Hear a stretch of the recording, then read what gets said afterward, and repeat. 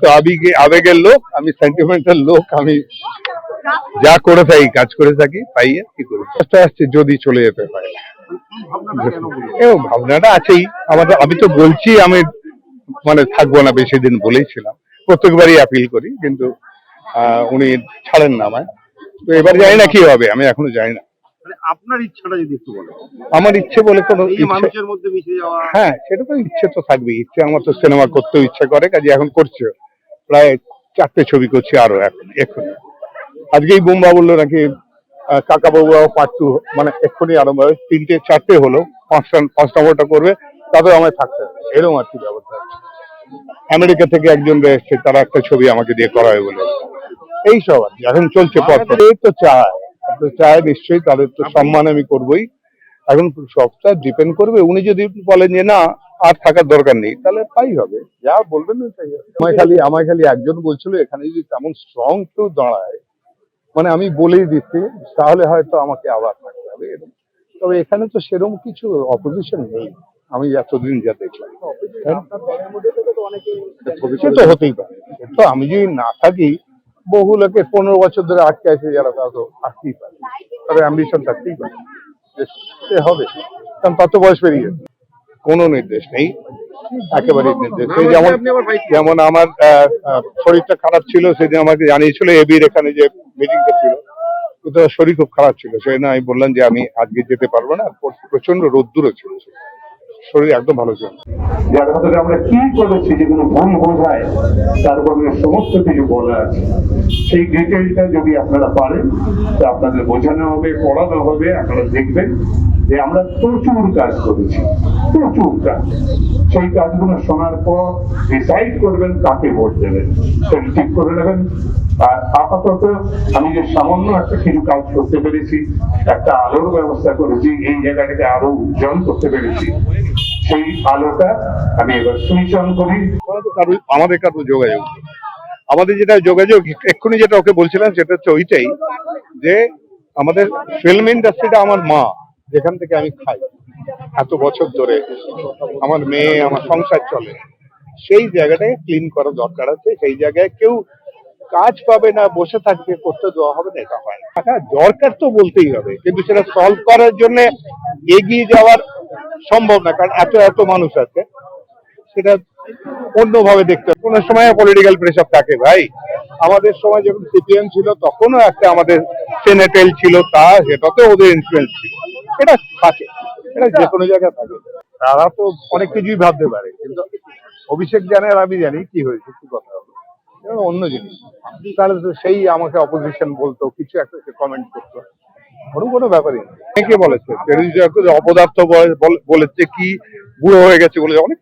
আমি বেসিক্যালি ঠিক যদি বলি, যেটা বারবার যেটা বলি, সেটা হচ্ছে আমার খুব একটা দাঁড়ানোর ইচ্ছে নেই, এটা বলছি। কারণ আমার মনে হচ্ছে আরো কিছু কাজ বাকি আছে, আমার ছবি আঁকার কাজ বাকি আছে, সিনেমার কাজ বাকি আছে, সেটাও বাকি আছে, সেটাও সেই জন্যই বলছি। এটার ভেতরে ডায়লেমা আছে একটা, আমি জানি না কোনটা আলটিমেটলি কি হবে।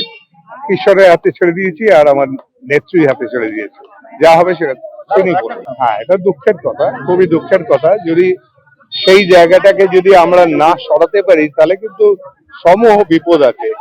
আজ সকালবেলা আমি প্রসেনজিতের বাড়িতে, আমাকে ব্রেকফাস্টে ডেকেছিল, তো বুম্বার সঙ্গে বসে 2 ঘন্টা আমরা দুইজন আলোচনা করেছি, কেউ ছিল না, শুধু আমরা দুইজন ছিলাম, এবং তার ছবি আমার কাছে রয়েছে, ও ছবি তুলেছে কতগুলো আমার সঙ্গে আর কি, সেটা বোধহয় দিয়েও দিয়েছে ওর ওখানে।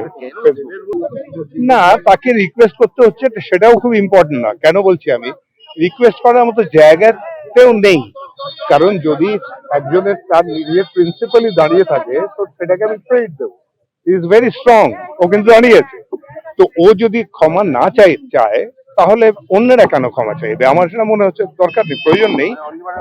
বরঞ্চ বসে আমরা সবাই মিলে যদি একবার বসতে পারি, ফেডারেশনের সঙ্গে যদি কথা বলতে পারি, আমার মনে হয় এটা সলভ হয়ে যাবে। এটা আজকেই সকালবেলাই আমরা কথা বলেছি, যে আমি, বোম্বা, রঞ্জিত দা, আমরা যদি 3 জনে ডাকি ফেডারেশনকে, ডেকে যদি আমরা বসি, তাহলে হয়তো এটা সলভ হবে। মানে হবে কি, হতেই হবে, কিছু একটা রাস্তা তো বার করতে হবে আমাদের।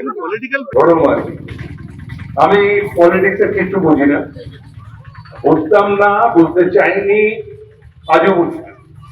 আমি শুধু এইটুকু বুঝি, মানুষকে বুঝি, কারণ মানুষ দিয়েই শুরু। আমার চলচ্চিত্র জগতের যা কাজ গত বছর ধরে আমি করে এসেছি, সেটাও মানুষকে নিয়েই, মানুষের জন্যে, মানুষের মনোরঞ্জনের জন্য। মানুষ যদি দুঃখে ভুলে থাকে, যদি কষ্ট পায়, তার মনে একটু আনন্দ দেওয়ার জন্য, তার মুখে একটু হাসি ফোটানোর জন্য কাজ করেছি এত বছর। সেইখানে মমতা বন্দ্যোপাধ্যায় আমায় বললেন যে আমরা এই অপশাসনটাকে সরাতে চাই 11তে, তো আমাদের জিততে হবে। জিততে গেলে আমাদের বেশ কিছু সিট লাগবে, তা না হলে আমরা সিপিএম কে সরাতে পারছি না।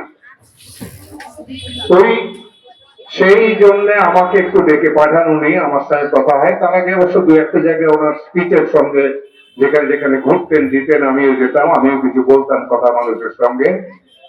তো উনি কোনো কারণে মনে করেছেন যে আমি যদি কোথাও দাঁড়াই তাহলে হারবো না, এইটা একটা কনফিডেন্স ওনার বোধহয় ছিল। সেই কারণে আমায় বললেন যে আমি চাই একটা একটা করে সিট বেছে নিয়ে আমরা সেখানে যদি দাঁড়াতে পারি তাহলে আমরা 100-র উপরে সিট পাবো, এবং সেক্ষেত্রে হয়তো আমরা সরকার করতে পারবো। কিন্তু সংখ্যা তখন সবারই ছিল যে 34 বছরের সরকার, যে নাকি 235 আর 35 বলতেন যিনি, সেখান থেকে আমরা যে আসতে পারবো এখানে, এটা অ্যাকচুয়ালি প্রায় কেউ আশা করেনি মমতা বন্দ্যোপাধ্যায় ছাড়া। মমতা বন্দ্যোপাধ্যায় দৃঢ়ভাবে মনে করতেন যে এটা সম্ভব। সেই জন্য উনি আমাকে বলেছিলেন যে আপনি একটু পলিটিক্সে আসুন। তো আমি পলিটিক্সের কথা শুনে বললাম আমি জানি না, পলিটিক্স আমি কোনোদিন করিনি, আমি এটাতে ইন্টারেস্টেড নয়, আমাকে এটা ছেড়ে দিন।